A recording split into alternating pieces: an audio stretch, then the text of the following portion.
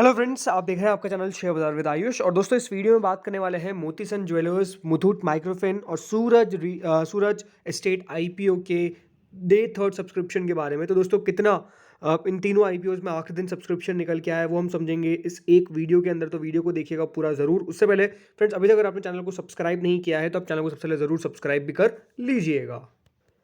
So friends, Motisons jewellers IPO का आज आखिरी दिन था और आखिरी दिन अब खत्म हो चुका है। अब इस इशू के अंदर पैसा नहीं लगाया जा सकता है। फेस वैल्यू थी 10 रुपये प्रति शेयर की। प्राइस बैंड था 52 से 55 रुपीज़ पर शेयर का। लॉट साइज था 250 शेयर्स का। टोटल इशू साइज था 151 करोड़ का। फ्रेश इशू था दोस्तों ये पूरा का पूरा। अब लेकिन देखना यही होगा कि कितना सब्सक्रिप्शन आया। लिस्टिंग याद रखिएगा NSE एक्सचेंजेस पर होगी, BSE NSE पे। और अगर आपको अलॉटमेंट लग जाता है तो 55 रुपीज़ का आपको एक शेयर मिलेगा। इस बात का आपको ध्यान रखना है दोस्तों। जो शुरुआत के 2 दिन में सब्सक्रिप्शन आया था, इसमें QIBs ने कुछ खास पैसा नहीं लगाया था। HNIs ने 93 टाइम्स इस इशू को सब्सक्राइब कर दिया था। रिटेल ने 72 टाइम्स इस इशू को सब्सक्राइब कर दिया था। कुल मिलाकर ये जो इशू था वो 56.20 टाइम दोस्तों 2 दिनों में सब्सक्राइब हो गया था। तो ये देखना दिलचस्प था कि आखिरी दिन कितना पैसा आता है और स्पेसिफिकली QIB से कितना पैसा निकल के आता है। कितना इस इशू के अंदर QIBs पैसा लगाएंगे, देखने वाली बात थी। और कितना लगाया, चलिए अब ये देख लेते हैं। तो दोस्तों, QIB जिनके द्वारा एक गुना भी यानी 100% भी इशूज नहीं भरा गया था 2 दिनों के अंदर। आखिरी दिन 135 गुना, और ये मेरे एक्सपेक्टेशन से ज़्यादा पैसा है जो QIBs ने इस इशू के अंदर लगाया। 135 गुना दोस्तों इस इशू को भरा है। कुल मिला के 4079 करोड़ के आसपास दोस्तों QIBs ने इस इशू के अंदर पैसा लगाया है। देखिए, क्योंकि इशू का साइज़ छोटा था तो QIB ज़्यादा नहीं आए। क्योंकि 135 गुना अगर आप ऐसा देखेंगे तो कोई बहुत ज़्यादा नहीं है, क्योंकि इशू का साइज़ ही आपको इतना छोटा देखने को मिलेगा। लेकिन स्टिल 135 गुना भी आ गया, वो भी बढ़िया है, कोई दिक्कत वाली बात नहीं है। QIBs ने पैसा लगाया, ये अपने आप में काफ़ी इंटरेस्टिंग है। अगला दोस्तों कैटेगरी आती है नॉन इंस्टीट्यूशनल बायर्स की। तो 311.85 टाइम दोस्तों जो HNI कैटेगरी है वो भरती हुई नजर आई है। आप देख सकते हैं 41,20,000 शेयर्स दिए गए थे यहाँ पर HNI को, लेकिन 128 करोड़ शेयर्स के लिए एप्लीकेशन निकल कर आई। ऑलमोस्ट 7067 करोड़ के आसपास हम कह सकते हैं दोस्तों यहाँ पर HNI के द्वारा इस इशू के अंदर लगाया गया है, जिसमें बिग HNI ने 273.86 टाइम्स, जो ऑलमोस्ट दोस्तों 4137 करोड़ होता है। एंड स्मॉल HNI ने 387.85 टाइम्स, यानी 2929.99 करोड़। अब याद रखिएगा, यहाँ पे बिग HNI में भी अलॉटमेंट आना मुश्किल है और स्मॉल HNI के अंदर तो आना बेहद मुश्किल है। बिग HNI में कैसा है, 273 को दोस्तों डिवाइड कर दीजिए 5 से, तो कितना बैठता है ऑलमोस्ट दोस्तों, ऑलमोस्ट 54-55, हाँ ऑलमोस्ट 54 से 55 में एक व्यक्ति को अलॉटमेंट लगने वाला है बिग HNI के अंदर। इस तरीके का पॉसिबिलिटी है। स्मॉल HNI के अंदर दोस्तों 387.85 टाइम सब्सक्रिप्शन आया, तो ऑल मतलब बिल्कुल ये मान के चलिए हर 387.85 में से एक व्यक्ति को अलॉटमेंट लगेगा स्मॉल HNI में यहाँ पर। अगली कैटेगरी आती है रिटेल इन्वेस्टर्स की। तो रिटेल इन्वेस्टर्स ने भी दोस्तों बढ़ चढ़ के पैसा लगाया है और मुझे लग रहा था कि ठीक ठाक पैसा आ जाएगा, लेकिन काफ़ी शानदार पैसा आया है रिटेल कैटेगरी की तरफ से। कह सकते हैं जो रिस्क थे उनको अवॉइड किया है रिटेलर्स ने। कुल मिला के 135 गुना दोस्तों रिटेल कैटेगरी भरती हुई नजर आई है, almost close to 135 times, 7131 crore के आसपास हम कह सकते हैं रिटेल पोर्शन सब्सक्राइब हुआ है। टोटल मिलाकर दोस्तों ये जो इशू है वो 172.83 टाइम्स के आसपास सब्सक्राइब होने में कामयाब हुआ है। रिटेल कैटेगरी में दोस्तों 134.85 टाइम है, बट हाँ मोटा मोटी आप 130 मान लीजिए जो सब्सक्रिप्शन है वो रिसीव हुआ है। सो हर 130 में से एक जने को दोस्तों मोतीसन ज्वेलर्स का अगर IPO लगता है, इस प्रकार की पॉसिबिलिटी यहाँ पर भी होने वाली है। तो यहाँ पे तो अलॉटमेंट आना बेहद मुश्किल है, बेहद मुश्किल है। ठीक है, अब बात करते हैं फ्रेंड्स नेक्स्ट IPO जो है मुथूट माइक्रोफिन। सो ये IPO भी आज क्लोज हो चुका है। 291 रुपीज़ का इसका प्राइस बैंड याद रखिएगा। अगर आपको अलॉटमेंट आ जाए 291 रुपीज़ का आपको एक शेयर मिलेगा। कुल मिला के 51 शेयर आपको मिलेंगे इन अ सिंगल लॉट। बाकी इशू का साइज ठीक ठाक था, 960 करोड़ का IPO था, जिसमें से एम्प्लॉयज़ के लिए 14 रुपीज़ पर शेयर का डिस्काउंट भी रखा था।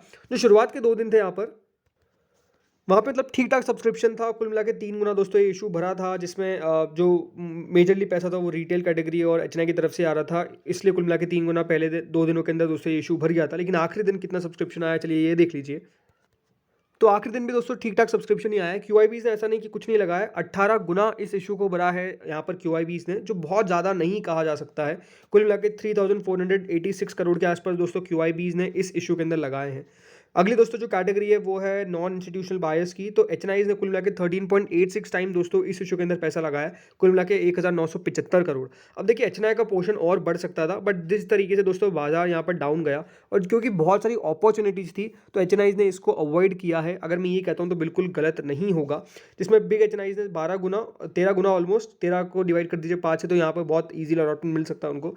And small HNI 15.67 times. हो सकता है कि देखिए बहुत सारी एप्लीकेशन रिवर्स भी हुई हो, इसकी पॉसिबिलिटी मैं क्यों कह रहा हूँ, रीज़न सिंपल है कि यहाँ पर बाजार की गिरावट से काफ़ी लोगों ने अपना एप्लीकेशन हो सकता है कि वापस से विड्रॉ भी कर लिया हो, और यही सेम सिचुएशन रिटेल के अंदर भी हो सकती है। तो 7.96 टाइम जो अभी आपको दिख रहा है, ज़रूर दोस्तों मेरे हिसाब से कम होगा, और ऑलमोस्ट इसको 7 गुना या फिर हम 6.5 गुना कह सकते हैं कि ऑलमोस्ट हर 7 में से एक जने को दोस्तों अलॉटमेंट लगेगा रिटेल के अंदर, मुथूट माइक्रोफिन के अंदर।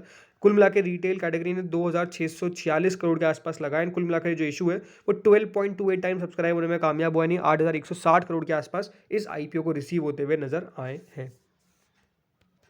अगला फ्रेंड्स आईपीओ आता है सूरज एस्टेट डेवलपर्स का। सूरज एस्टेट डेवलपर्स आईपीओ भी क्लोज हो चुका है, 5 रुपये की इसकी भी फेस वैल्यू है। बाकी 360 रुपीज़ का याद रखिएगा, आपको एक शेयर मिलेगा, कुल मिला के 41 शेयर्स मिलेंगे एक लॉट के अंदर। 400 करोड़ का इस आईपीओ का साइज था। बाकी बीएसई एनएसई दोनों पर लिस्टिंग होगी। कुल मिला के जो शुरुआत के 2 दिन थे वो यहाँ पर भी कुछ खास ज़्यादा नहीं थे। क्यूआईबीज ने कुल मिला के 13% सब्सक्राइब किया था। एचएनआईज ने 2.18 टाइम सब्सक्राइब किया था। रिटेल ने 4.18 टाइम सब्सक्राइब किया था। कुल मिला के 2.60 टाइम दोस्तों ये जो इशू था वो सब्सक्राइब होने में कामयाब हो गया था। लेकिन कितना सब्सक्राइब हुआ है आखिरी दिन, तो दोस्तों क्यूआईबीज ने यहाँ पे 25 गुना के आसपास इस इशू को सब्सक्राइब किया है, ऑलमोस्ट 25.74 टाइम्स। तो ठीक ठाक सब्सक्रिप्शन आ गया, ऑलमोस्ट 2000 करोड़ के आसपास क्यूआईबीज ने इस इशू के अंदर लगाया है।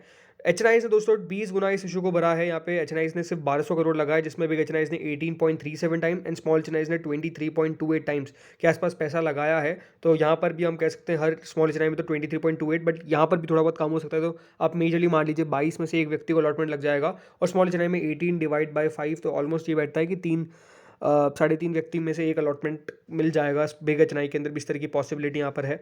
बाकी जो रिटेल कैटेगरी वो 9.78 टाइम सब्सक्राइब हुई है, लेकिन एप्लीकेशन वाइज अगर देखा जाए तो इशू और कम सब्सक्राइब हुआ है, या फिर हम कह सकते हैं कि यहाँ पर 8 या फिर 7 में से एक व्यक्ति को अलॉटमेंट लग जाएगा। रिटेल में ओवरऑल 8 में से एक जने को अलॉटमेंट लग जाएगा। यहाँ पर भी दोस्तों काफ़ी लोग होंगे जिनके द्वारा अपनी एप्लीकेशंस को वापस से विड्रॉ किया गया।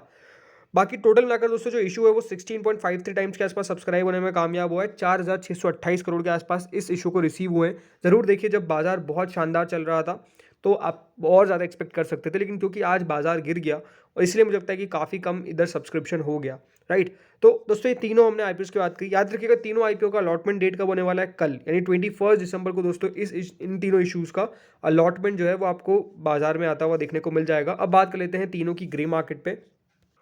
तो शुरू करते हैं मुथूट माइक्रोफिन से। तो ग्रे मार्केट मात्र 5% के आसपास चल रही है मुथूट माइक्रोफिन की। तो ग्रे मार्केट में काफ़ी तेज़ी से हमने फॉल देखा यहाँ पर। अगला दोस्तों जो आता है वो है मोतीसन ज्वेलर्स। ग्रे मार्केट करीबन 72 रुपीज़ चल रही है, यानी ऑलमोस्ट 131% के आसपास का भी लिस्टिंग एस्टिमेट बताया जा रहा है। लेट्स सी कितने ऊपर ये लिस्ट हो पाता है। अगला दोस्तों आईपीओ है सूरज एस्टेट और ग्रे मार्केट में यहाँ पर भी गिरावट है। 6% अब ग्रे मार्केट आ चुकी है, 7% के आसपास ग्रे मार्केट आ चुकी है। तो तीनों आईपीओ में दोस्तों देखिए ग्रे मार्केट में गिरावट आपको देखने को मिली है। अब तीनों की लिस्टिंग काफ़ी दिलचस्प होने वाली है। चलिए मोती सन्स की तो मान सकते हैं कि लिस्टिंग पॉजिटिव में होगी, इसकी एक्सपेक्टेशंस काफ़ी हाई है। लेकिन इन दोनों आईपीओज की, सूरज एस्टेट और मुथूट की, किस तरह की लिस्टिंग होगी देखना काफ़ी दिलचस्प होगा, क्योंकि यहाँ पर सब्सक्रिप्शन भी कम आया है। लेकिन अगर लिस्टिंग अच्छी हो जाती है तो अपना आप, और देखिए अब हम कह सकते हैं आईपीओ में लोगों का इंटरेस्ट बढ़ जाएगा। लेकिन अगर लिस्टिंग खराब होती है तो फिर दोस्तों इंटरेस्ट घट भी सकता है, इस बात का आपको ध्यान रखना है। वैसे तो ज़्यादा लोगों ने लगाया नहीं, ये बात सही है, पर ठीक है लगाया तो है ना, ऐसा तो है नहीं कि कुछ किसी ने भी नहीं लगाया। तो लेट्स सी होता क्या है। तो दोस्तों इस वीडियो में इतना ही था। होपफुली आपको वीडियो बढ़िया लगा होगा। आप लोगों ने अप्लाई कौन कौन से आईपीओ में किया, कमेंट सेक्शन में बताइएगा। Thank you friends for watching this video.